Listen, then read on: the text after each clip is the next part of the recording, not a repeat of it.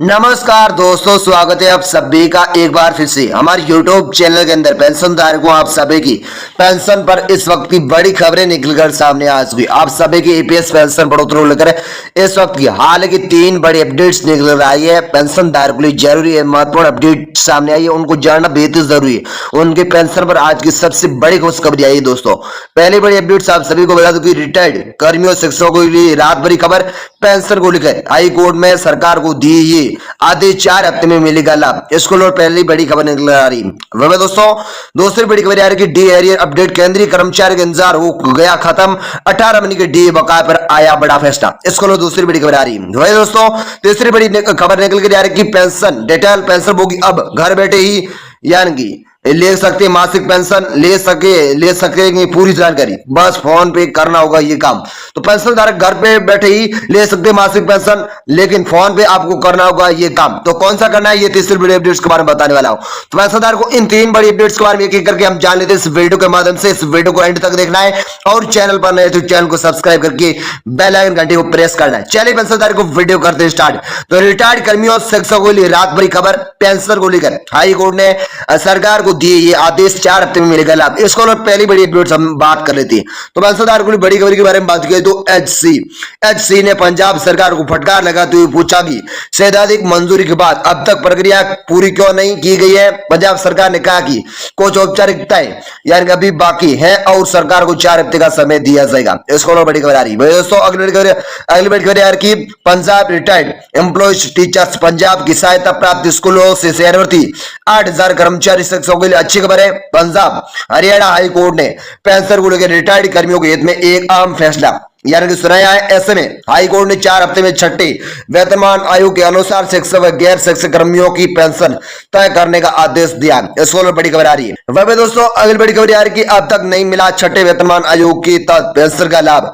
दरअसल ये याचिका सत्य प्रकाश व अन्य कर्मियों द्वारा दायर की गई है, जिसके एडवोकेट सत्री सिंगला के माध्यम से हाई कोर्ट को बताया गया कि सभी याचिकाकर्ता पंजाब की सहायता प्राप्त स्कूलों से रिटायर्ड कर्मचारी याचिकाकर्ताओं को अभी तक छठे वेतन आयोग की सिफारिश के अनुसार पेंशन का लाभ नहीं जारी किए। तो दिसंबर 2023 को इस मामले वित्त विभाग के यानी प्रधान सचिव की अध्यक्षता में एक बैठक हुई थी और इसमें पेंशन दोबारा तय करने को सैद्धांतिक मंजूरी मिल चुकी थी, लेकिन अब तक लाभ नहीं मिला। इसको बड़ी खबर आ रही है। कि हाई कोर्ट का आदेश 4 हफ्ते में पेंशन तय करे राज्य सरकार।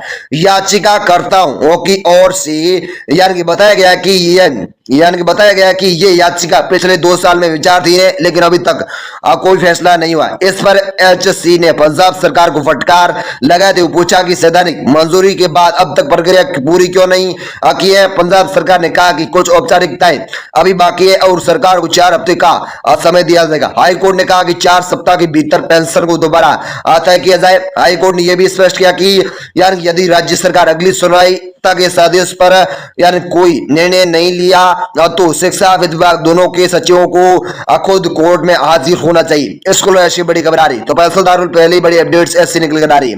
अब पेंशनधारकों को दूसरी बड़ी अपडेट्स हम जान लेते हैं कि डी एरियर अपडेट पर बड़ी खुशखबरी, केंद्रीय कर्मचारियों का इंतजार खत्म। अब तक 18 महीने के डीए के बकाये पर बड़ा फैसला। इसको दूसरा बड़ा अपडेट हम जान लेते हैं विस्तार से। पेंशनधारकों को इसको यानी कि 18 महीने के बकाया डीएर को लेकर क्या बड़ी खुशखबरी आई, इसको दूसरा बड़ा अपडेट जान लेते हैं। तो साथ ही कमिश्नर के मुताबिक जानकारी के लिए बता दूं कि इस बड़े फैसले के पीछे वजह यह है कि केंद्र सरकार ने कोरोना वायरस महामारी यानी कोरोना वायरस के दौरान केंद्रीय कर्मचारी को 1 जनवरी 2020 से 30 जून 2021 तक डीए का बकाया नहीं भेजा था।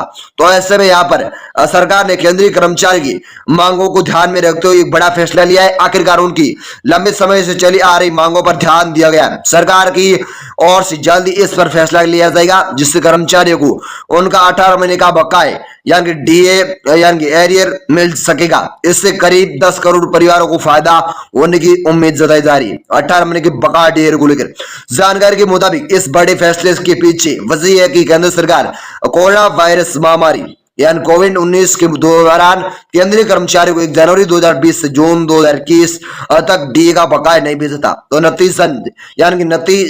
यानी जतन कर्मचारी लगातार मांग कर थी कि उन्हें उनका बकाया मिले। इसको बड़ी खबर आ रही। तो केंद्र सरकार ने हाल ही में केंद्रीय कर्मचारियों का डीए शेल्टर एम्प्लॉयज डीए बढ़ाकर 50% कर दिया है।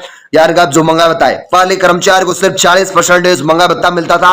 इसके अलावा और 4% की बढ़ोतरी हो चुकी है, कुल 50% मिलता है। सरकार ने महंगा भत्ते में 4% की बढ़ोतरी कर दी है, जिसके बाद अब कुल महंगा भत्ता आपका 50% मिलता है। तो 2020 और 21 के बाद जो 18 महीने का बकाया डी एरियर जो रोका गया था, वह मई के महीने में आप सभी को बढ़कर मिलने वाला 2,18,000 रुपये, यानी कि 1 करोड़ जो भी कर्मचारी है, पेंशनर्स के परिवार है, उनको फायदा होने वाला है। 50% डी और 2,18,000 रुपए का बकाया डी एरियर का 1 करोड़ का बजट जारी हुआ, इसको बड़ी खबर आ रही है। तो ऐसे में ये फैसला कर्मचारियों के लिए यानी बड़ी खुशखबरी बन सकती है। लॉटरी के जरिए उन्हें करीब 2,18,000 रुपए 18 महीने के डीए का लाभ मिलने की संभावना है। ये रकम उनके लिए बड़ा तोहफा मानी जा रही है। इससे न यानी सिर्फ उनकी आर्थिक स्थिति मजबूत होगी, बल्कि महंगे भत्ते में भी ये बूस्टर डोज की अतर साबित हो सकता है। इसको बड़ी खबर आ रही है। तो ऐसा में डी में 50% की बढ़ोतरी के साथ ही सरकार ने रिटायरमेंट और डेथ ग्रेचुइटी की सीमा भी 25% बढ़ा दी है।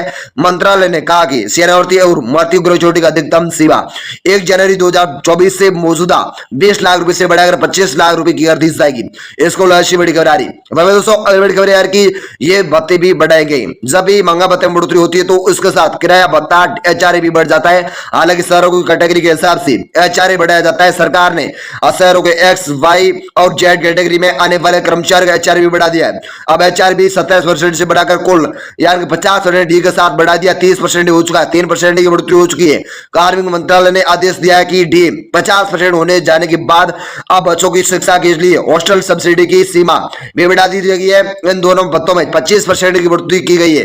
इसके अलावा सरकार ने विकलांगता महिलाओं के लिए बच्चों की देखभाल के लिए विशेष भत्ते में भी संशोधन किया है। सरकार द्वारा भत्तों में किया गया संशोधन 1 जनवरी से लागू हो चुका है। अब लाभ मई के महीने में बढ़कर मिलने वाला है। भाई दोस्तों अगली बड़ी खबर यार की ग्रेचुइटी क्या है। ग्रेचुइटी एक तरह का इनाम है जो कर्मचारी को मिलता है जब कोई कर्मचारी किसी कंपनी या संस्थान में 5 साल से ज्यादा समय तक काम करता है तो उसे ग्रेचुइटी का लाभ मिलता है। सरकार द्वारा ग्रेचुइटी शुरू करने से सरकारी कर्मचारी पेंशन धारकों के साथ साथ प्राइवेट कर्मचारियों को भी फायदा होता है। इसको ऐसी बड़ी खबर आ रही। तो यार 2020-21 का 18 महीने के बकाया डीए और महंगा भत्ते को ऐसी बड़ी खबर निकल कर आ चुकी। पेंशनधारक को दूसरा बड़ा अपडेट्स भी हमने जान लिया विस्तार से। अब पेंशनधारक को आप सब तीसरे बड़े अपडेट्स को लेकर बात किया तो तीसरा बड़ा अपडेट है कि पेंशन डिटेल पेंशन होगी अब घर बैठे ही यानी कि मिलेगी, मासिक पेंशन ले सकेगी। सारी जानकारी बस फोन पे करे ये काम। इसको लेकर तीसरी बड़ी खबर आ रही है। पेंशनधारक के लिए घर बैठे अब ले सकते हैं मासिक पेंशन और पूरी जानकारी प्राप्त कर सकते हैं। फोन के माध्यम से मासिक पेंशन ले सकती है घर बैठे। तो उसको तीसरा बड़ा अपडेट आया पेंशनधारकों की क्या बड़ी खुशखबरी आई।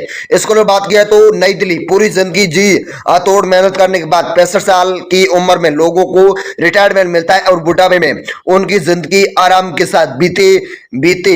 इसके लिए सरकार की ओर से हर महीने पेंशन भत्ता मिलता है, लेकिन हर महीने मिलने वाली पेंशन राशि को लेने के बुढ़े बुजुर्गों को काफी भाग दौड़ करने के साथ लाइन में लगने के बाद पेंशन मिलती है। कभी कभी कुछ तकनीकी समस्या आने के कारण उनकी पेंशन भी रुक जाती है। बुजुर्गों की ऐसी ये परेशानियों को देखते हुए केंद्र सरकार ने भविष्य पोर्टल की शुरुआत की है। तो ऐसे भविष्य पोर्टल शुरू करने से अब पेंशन भोगी के बाद भटकने की जरूरत नहीं पड़ेगी, बल्कि घर बैठे मासिक पेंशन पर्ची चेक कर सकते हैं। और इतना ही नहीं, कितना पैसा आपने निकाला है, कितना बकाए हैं, ये सभी जानकारी आपको इस पोर्टल के माध्यम से मिलती रहेगी। इतना ही नहीं, आप अपने जीवन प्रमाण पत्र की स्थिति भी जांच कर सकते हैं।